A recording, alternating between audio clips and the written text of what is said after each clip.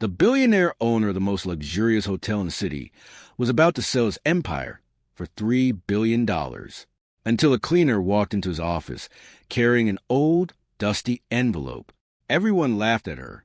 The executives looked at her uniform, her worn-out shoes, and the cleaning cart she pushed behind her. They thought she was just another employee who had no right to interrupt a billion-dollar negotiation. But then the owner opened the letter, and the color disappeared from his face, because the name written inside belonged to the one person he thought had been forgotten forever. The original founder of the hotel, the woman who built everything, the woman whose legacy had been stolen, and the cleaner standing in front of him was the only person who knew the truth. Her name was Maria. For 15 years, Maria cleaned the marble floors of the Grand Aurora Hotel. Every morning before sunrise, she entered through the employee entrance while the city's richest people slept inside rooms that cost thousands of dollars per night. She polished golden chandeliers. She cleaned luxury suites.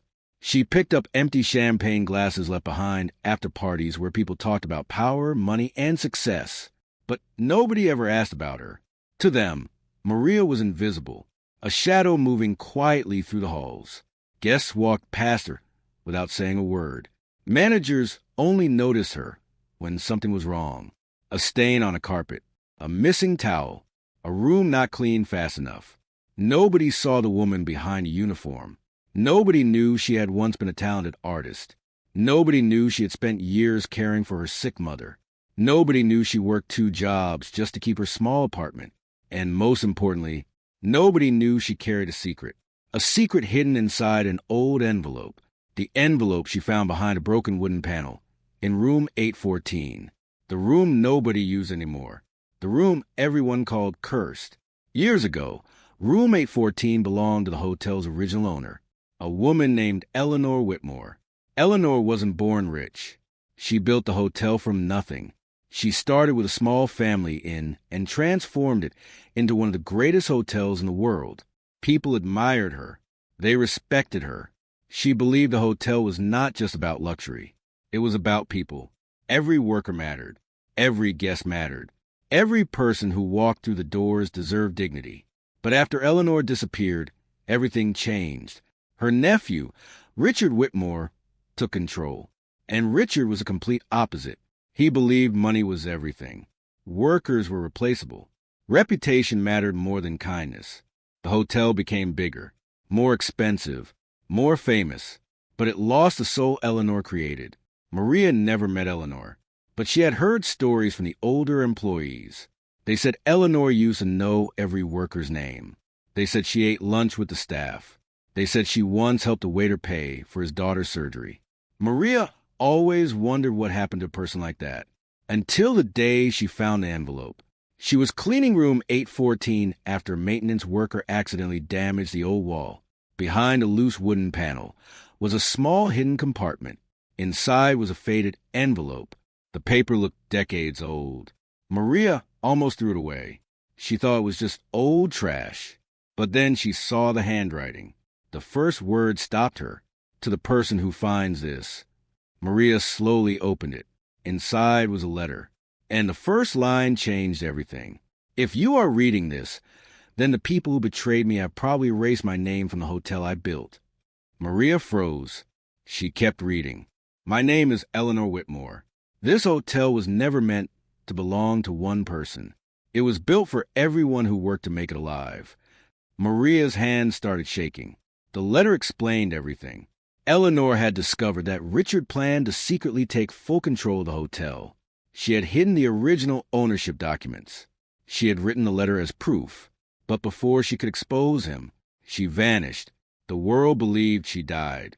Richard became the owner, and history forgot Eleanor. But one final sentence made Maria's heart stop. The person who finds this letter must know something important. Maria turned the page. According to my original agreement, the hotel belongs to the workers if my family ever sells it without honoring my values. Maria stared at the words. The workers, not Richard, not investors, not billionaires. The workers. She couldn't believe it. The entire hotel empire was built on a lie. But Maria had a problem. Who would believe her? She was a cleaner, not a lawyer, not a billionaire, not someone powerful. The next morning, Maria tried to tell her manager. He didn't even let her finish. You found an old letter, and now you think you discover conspiracy? He laughed. Maria, you clean rooms. Leave business to people who understand it. Those words hurt more than she expected, because she had heard them before. People like her didn't matter. That was what everyone believed. But this time, she refused to disappear. She went to the owner, the current owner, Daniel Whitmore, Richard's son, a man known for turning companies into gold. Daniel was preparing the biggest deal of his life. He was selling the Grand Aurora Hotel to an international investment group. The agreement was almost complete. A $3 billion sale. The entire business world was watching. Maria walked into the conference room, holding the envelope. The room became silent. Executives stared at her. A woman in a designer suit looked annoyed. Excuse me, who allowed hotel staff inside this meeting? Maria looked down.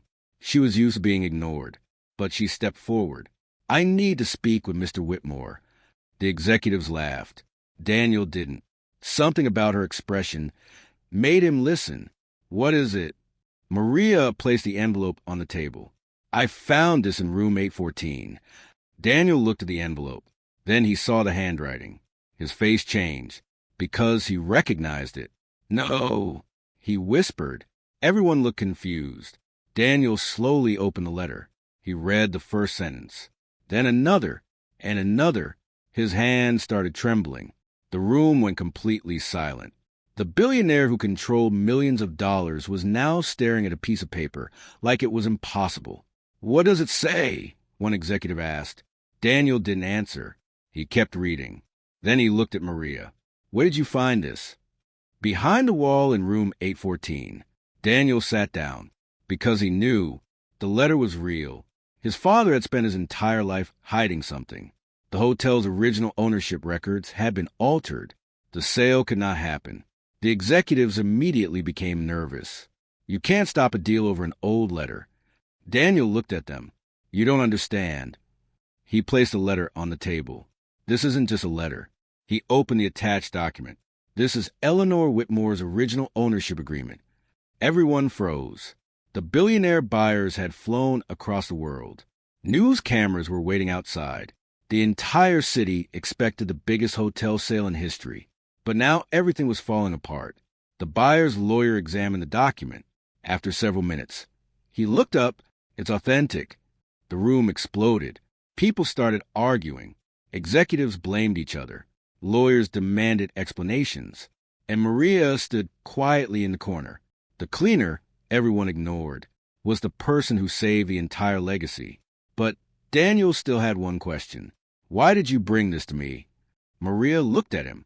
Because Eleanor built this place for people, not money. Those words hit him, because he realized something. His family had inherited the hotel, but they had lost the reason it existed. The news spread within hours. The billionaire hotel sale was canceled. Reporters surrounded the entrance. Employees gathered in the lobby. Everyone wanted answers. Daniel walked onto the main staircase, and beside him stood Maria. The same woman who had been invisible for 15 years. The same woman managers ignored. The same woman guests walked past. Daniel held up the letter. Today, we discovered the truth about this hotel. The crowd became silent. This building was not created by wealth. It was created by people. He looked at Maria. She found what everyone else forgot. Then he turned toward the employees. And for years, we forgot something else. The workers waited. We forgot to respect the people who keep this place alive. The crowd applauded. Some employees cried, because for the first time in years, they felt seen. But the biggest moment came later. Daniel invited Maria into his office. The same office she was never allowed to enter. He placed a folder on the desk. What is this? Maria asked. Daniel smiled. A new position. She opened it. It wasn't a cleaning job. It was a leadership role, head of hotel heritage and employee relations. Maria looked surprised. I'm not qualified. Daniel shook his head. You were the only person qualified enough to save this place. Years later, visitors still came to the Grand Aurora Hotel, not just because of its luxury, but because of its story. A story about a woman everyone ignored. A woman who found forgotten letter. A woman who proved that power doesn't always wear an expensive suit. Sometimes, power wears a simple uniform and walks quietly through the halls, waiting for the world to finally listen.